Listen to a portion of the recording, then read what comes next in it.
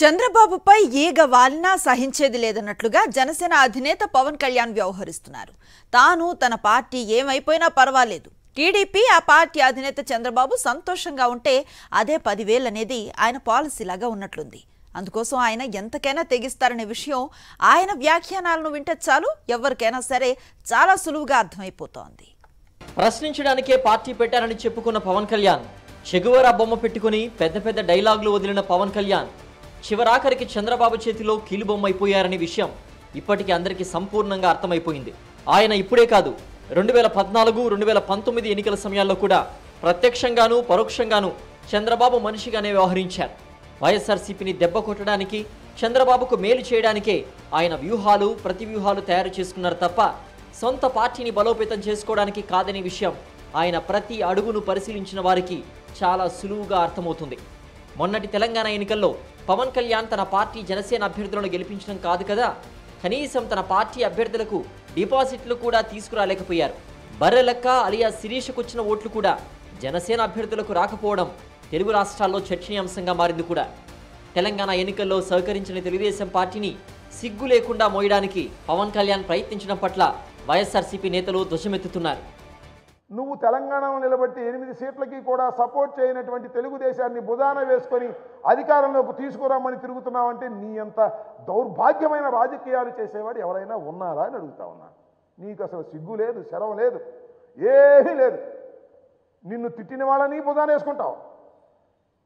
చంద్రబాబు నాయుడు గారు నిన్ను తిట్టాడు, లోకేష్ నిన్ను తిట్టాడు, తిట్టినా కూడా వాళ్ళందరినీ కూడా ఇవాళ బుధాన పెట్టుకుని మొయ్యాలనేటువంటి పరిస్థితుల్లోకి వెళ్ళావు. అదేమంటే నేను డబ్బుల కోసం కాదు, నేను సిన్సియర్గా ఉండటం కోసం. దేనికోసం? డబ్బుల కోసం. కాకపోతే పవన్ కళ్యాణ్ గారు మీరేమన్నారు? మా అమ్మను తిట్టావు లోకేష్, నిన్ను క్షమించను అన్నావు. ఇవాళ లోకేష్ అమ్మను తిరుగుతున్నావే, నాకు అర్థం కాలేదు. ఎందుకు దౌర్భాగ్యమైన పరిస్థితి? చాలా దుర్మార్గమైన రాజకీయాలు పవన్ కళ్యాణ్ గారు చేస్తున్నారు. చివరికి నేను చెబుతున్నా, పవన్ కళ్యాణ్ గారి దగ్గర ఎవరు ఉండే పరిస్థితి ఉండదు. తెలుగుదేశం పార్టీ అధినేత చంద్రబాబు తన స్వార్థం చూసుకుంటారు తప్ప జనసేన బలోపేతానికి ఎలాంటి పరిస్థితుల్లో సహకరించరనే విషయం పవన్ కళ్యాణ్కు బాగా తెలుసు. అయినా సరే టీడీపీతో పొత్తుపై పవన్ పదే పదే సానుకూలంగా మాట్లాడుతూనే ఉన్నారు. టీడీపీతో సయోధ్యగా ఉండాలని, అలాంటి వారికే తన టికెట్లు ఇస్తానని, ఆ పార్టీకి వ్యతిరేకంగా వ్యాఖ్యలు చేస్తే సహించనని, అలాంటి వారు ఎవరైనా ఉంటే వారు పార్టీని వదిలేయాలంటూ పవన్ పదే పదే తన పాలసీని ప్రకటిస్తున్నారు. ఇది జనసేన పార్టీ కార్యకర్తలకు, నేతలకు రుచించడం లేదు. అయినా సరే పవన్ జై చంద్రబాబు అని అంటూనే ఉన్నారు. చంద్రబాబు దగ్గర దండిగా ప్యాకేజీ నొక్కేసి ఇది చంద్రబాబు పవన్ కళ్యాణ్ల తీరు. ఈ రోజు నేను నిర్ణయం తీసుకున్నాను.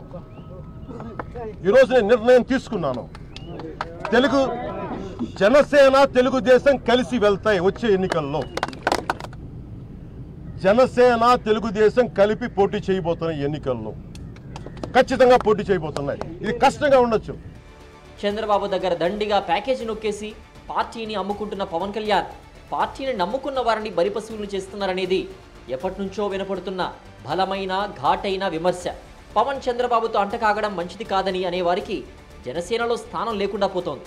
పార్టీని స్థాపించి 10 ఏళ్లవుతున్నా ఎక్కడ వేసిన గొంగడి అక్కడే ఉన్నట్టుగా ఉందంటూ పార్టీలో ఎవరైనా ఆందోళన చెందితే చాలు వారిని వైఎస్ఆర్సీపీ కోవట్లుగా చిత్రీకరిస్తూ పార్టీ నుంచి వెళ్ళగొడుతున్నారు పవన్ కళ్యాణ్. మీరు నన్ను కాన్స్టెంట్గా నా నిర్ణయాలు సందేహిస్తూ ఉంటే సంతోషంగా వాళ్ళందరూ కూడా వైసీపీకి వెళ్ళిపోవచ్చు.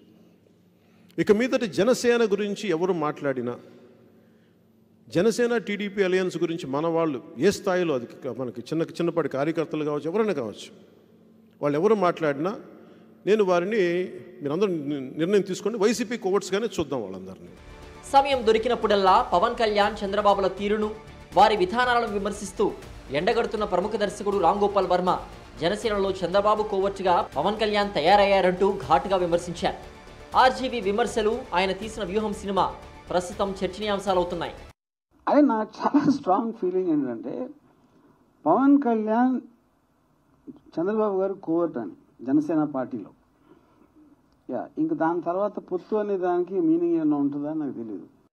ఇది చంద్రబాబు, ఆయన దత్తపుత్రుడు పవన్ కళ్యాణ్ పొత్తుల ఎత్తుల వ్యవహారం. సొంతంగా ఎదుగుదామని, జనసేన జెండాను సగర్వంగా మోద్దామని, ప్రజల మనసు గెలుచుకుని అధికారం దక్కించుకుందామని ఓవైపు జనసేన అభిమానులు అంటుంటే పవన్ కళ్యాణ్ మాత్రం ససేమిరా అంటున్నారు. సొంత పార్టీ కాదు, టీడీపీ బలోపేతమే తనకు ముఖ్యమని పదే పదే చాటుతున్నారు. పచ్చ పార్టీ జెండా మోద్దామంటూ సందు దొరికితే చాలు జనసేన అభిమానులను ఒప్పించడానికి నానా పాటలు పడుతున్నారు. పవన్లోని ఈ దిగజారుడు విధానమే ప్రస్తుతం రాష్ట్ర వ్యాప్తంగా చర్చనీయాంశమవుతోంది.